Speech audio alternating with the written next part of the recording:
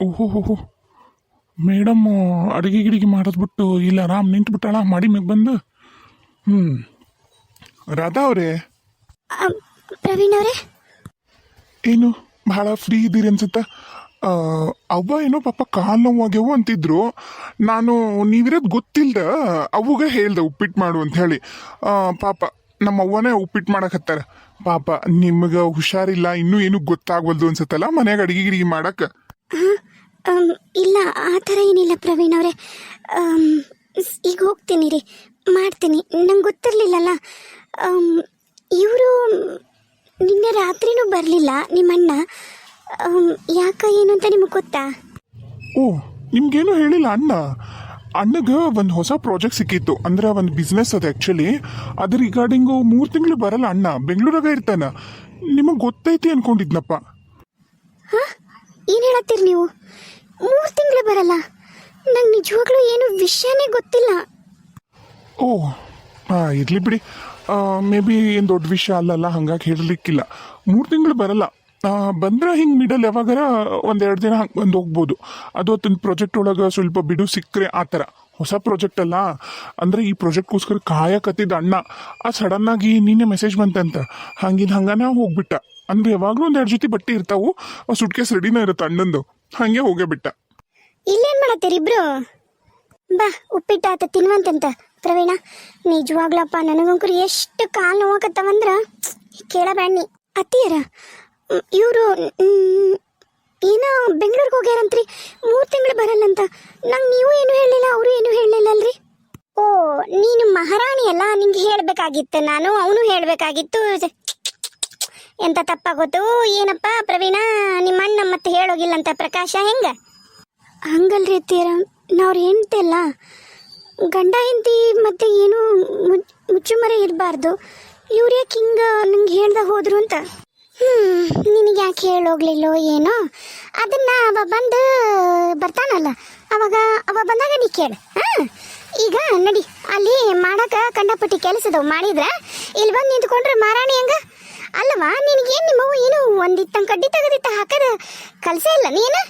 ಅತ್ತೇರ ಮಾಡ್ತೀನಿ ರೀ, ಸಣ್ಣ ವಿಷಯಕ್ಕೆ ಯಾಕೆ ಎಲ್ಲದಕ್ಕೂ ನಮ್ಮ ಹೋಗಿ ಬೈತೀರಿ? ನಾ ಮಾಡ್ತೀನಿ ಬಿಡ್ರಿ. ನೋಡಕತ್ತೀನಲ್ಲ, ಬಂದು 3 ದಿನ ಆದ್ರೂ ಇಲ್ಲ ನೀನು ಕೊನೆಗಿರ್ತಿದ್ದಿ, ಇಲ್ಲಾಂದ್ರೆ ಇಲ್ಲಿ ಮ್ಯಾಲೆ ಬಂದು ನಿಂತ್ಕೋತಿದ್ದಿ, ಇಲ್ಲಾಂದ್ರೆ ಎಲ್ಲರೂ ತಿರ್ಗಕ್ಕೆ ಹೋಗ್ತಿದ್ದಿ.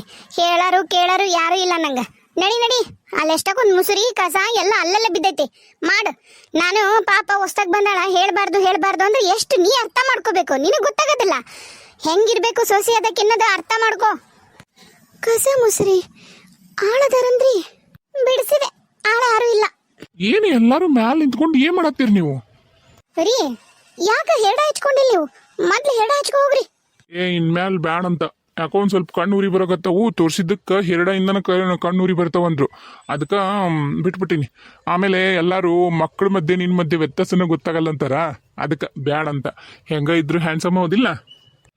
ಯಾಕ ಎಲ್ಲರೂ ಇಲ್ಲಿ ನಿಂತ್ಕೊಂಡು ಡಿಸ್ಕಷನ್ ಮಾಡತ್ತೀರಿ? ನಾ ಕೆಳಗೆಲ್ಲ ಕೂಗುನಪ್ಪ, ಯಾರು ಓನ ಅನ್ಲಿಲ್ಲ. ನಿಮ್ ಸೊಸೆ ಮುದ್ದುಗೆ ಇನ್ನು ಏನೇನ್ ಮಾಡ್ಬೇಕು ಏನೇನ್ ಮಾಡಬಾರ್ದು ಗೊತ್ತಾಗ್ವಲ್ದಂತ್ರಿ, ಅದಕ್ಕ ಇಲ್ಲಿ ಬಂದು ನಿಂತ್ಕೊಂಡಿದ್ಲು. ಕರಿಯಾಕ್ ಬಂದ್ವಿ ಮೇಡಮ್ ಮಾರ್ನ. ಓ ಹೌದಾ? ಹಾಂ ತಂಗಮ್ಮ, ಬಾ ಒಂದು ಸ್ವಲ್ಪ ನಂಗೆ ಕಟ್ಟಿನ ಸಾರು ಅಂದ್ರೆ ಭಾಳ ಇಷ್ಟ. ಚಂದಾಗ ನೀ ಬ್ಯಾಳಿ ಕುದಿಸಿ ತೆಳ್ಳಗ ಕಟ್ಟಿನ ಸಾರು ಮಾಡ್ತೀಯಾ? ಮಾವರ, ನಂಗೆ ಸಾರ ಮಾಡಕ್ ಬರಲ್ರಿ, ಅಂದ್ರ ಹೆಲ್ಪ್ ಮಾಡ್ತೀನಿ ರೀ. ತರಕಾರಿ ಅದು ಕಟ್ ಮಾಡಕ್ ಕಷ್ಟ ಬರತ್ರಿ. ಓ ಹೌದಾ? ಸರಿ ಆತು, ನೀನ ಬಾ. ನಡೀರಿ, ಇಬ್ರಿಬ್ರು ಸ್ವಸ್ಥರಿದ್ರು ನಮಗ ಸ್ವಸ್ಥರ ಕೈಯನ್ನು ಉಣ್ಣಾಣೆ ಬರೆಯಿಲ್ಲ. ನಡೀರಿ. 1 ನಿಮಿಷ ಪ್ರವೀಣ್ ಅವರೇ. ಹಾಂ ಹೇಳಿ ರಾಧಾ ಅವರೇ. ನೀವು ನಾನು ಅಡುಗೆ ಮಾಡಬೇಕು ಅಂತ ಯಾಕೆ ಅನ್ಕೊಂಡ್ರಿ? ಅಂದ್ರೆ ಮಾಡ್ತೀನಿ ಇಲ್ಲ ಅಂತಲ್ಲ, ನಿಮ್ಮ ಹೆಂಡತಿನೂ ಇದ್ದಾಳಲ್ಲ, ಆಕೆಗೇನು ಕೆಲಸ ಮಾಡಲ್ಲ? ಆಕೆಯನ್ನ ಯಾಕೆ ನೀವು ಇನ್ನೂ ಕರ್ಕೊಂಬಂದಿಲ್ಲ ತವ್ರ ಮನೆಗಿಂದ? ಹಾಂ ಅವರು ಮನೆಯೊಳಗೆ ಏನೋ ಫಂಕ್ಷನ್ ಐತಿ, ಅವ್ರ ಅಣ್ಣನ ಮಗುಂದು ನಾಮಕರಣ ಐತಂತ, ಅದಕ್ಕೆ ಅದು ಮುಗಿಸ್ಕೊಂಡ್ ಬರ್ತಾಳೆ. ಮತ್ತು ಅಫ್ಕೋರ್ಸ್ ಈಗ ಸೊಸಿ ಅಂದ್ರೆ ನೀವ ಅಲ್ಲ, ಮತ್ತು ನೀವು ಅಡುಗೆ ಮಾಡೋ ತಪ್ಪೇನು? ನಾನೇನು ತಪ್ಪು ಹೇಳಿನಂತ ಅನಿಸ್ಲಿಲ್ಲಪ್ಪ. ಬೇಕಿದ್ರು ಅಣ್ಣಕ್ಕೆ ಕಂಪ್ಲೇಂಟ್ ಮಾಡ್ಬೋದು, ನಾನೇನು ತಲೆ ಕೆಡ್ಸ್ಕೊಳಲ್ಲ. ಹಾಳದವ ಅವ್ನು ಹಿಂತೆ ಬಿಟ್ಬಿಟ್ಟು ನನಗೆ ಹೇಳಕ್ಕೆ ಬಂದಾನೆ ಮಾಡ್ಬರ್ರಿ ಅಂತ. ನಾನ್ಯಾಕೆ ಮಾಡಬೇಕು? ಅವ್ರಮ್ಮ ಮಾಡಿದ್ರ ನನಗೆ ಕೇಳ್ತಾನಿವ. ಹೇಳ್ಬೇಕಲ್ಲಿ ಆತನ ಹೆಂಡತಿಗೆ ಹೇಳಿ ಕರ್ಕೊಂಬಂದು ಮಾಡಿಸ್ಕೋಬೇಕು. ಅಲ್ಲೇನೋ ನಾಮಕರಣ ಐತಂತ. ಹಾಂ, ನನ್ನ ಜೀವ ತಿಂತಾನೆ ಇಲ್ಲಿ ಏನೋ ಅಂತಾರಲ್ಲ. ಅಲ್ಲ, ಇಷ್ಟು ದಿನ ಕೆಲಸರು ಅದಾರ, ಈಗ ನಾನು ಬಂದೆ ಅಂದ್ಕೊಳ್ಳೋ ಕೆಲಸರು ಬಿಡಿಸ್ಬಿಟ್ರಂತ. ಏನು ಲಾಜಿಕ್ಕು, ಏನು ಇವ್ರು ಪ್ಲ್ಯಾನ್ ಮಾಡಕತ್ತಾರ? ನಂಗಂಕರು ಏನು ಅರ್ಥನ ಆಗೋಲ್ಲಡಿ. ಮಲ್ಲಣ್ಣ, ಮಲ್ಲಣ್ಣ.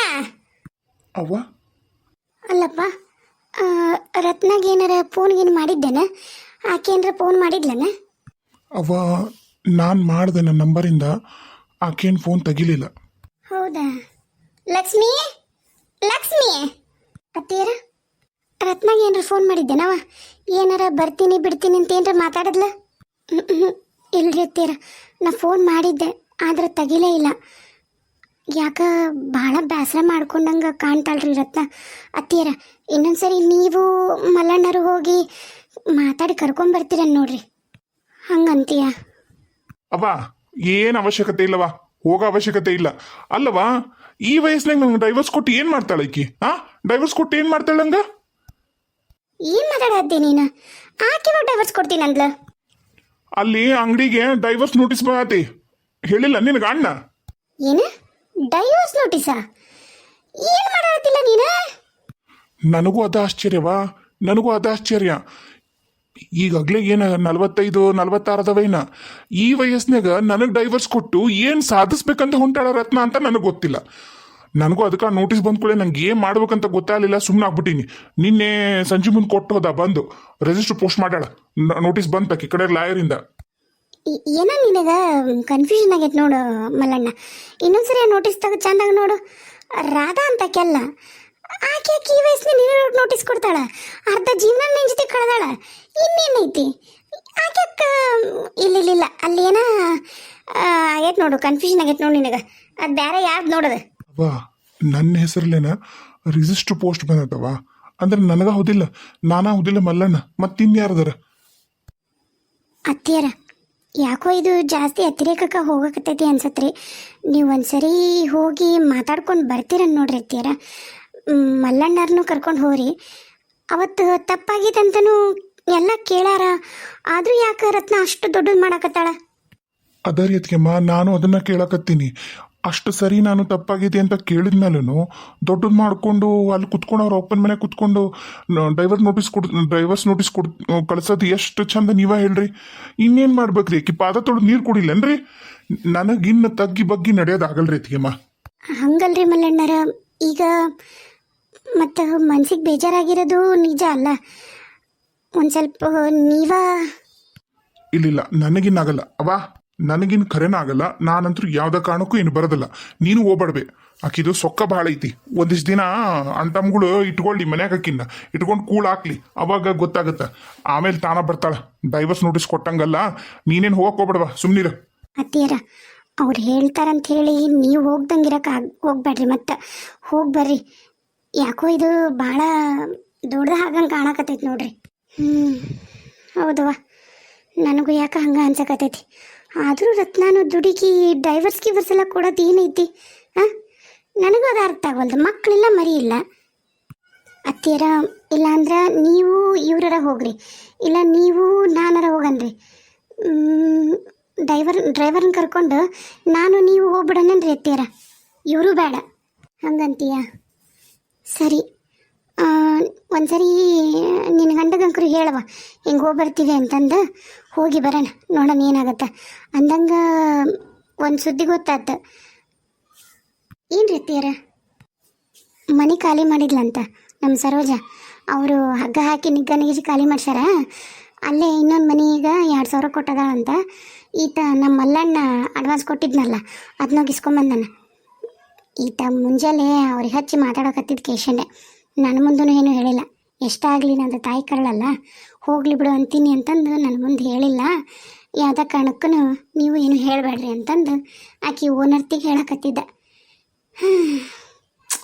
ಆದರೂ ನಮ್ಮ ಸರೋಜ ನನ್ನ ಹೊಟ್ಟೆ ಹುಟ್ಟಿ ಇಷ್ಟು ಕೆಟ್ಟದ್ದು ಕಲಿತಾಳ ಅಂತ ನಾನು ಅನ್ಕೊಂಡಿರ್ಲಿಲ್ಲವ ಕರೆನ.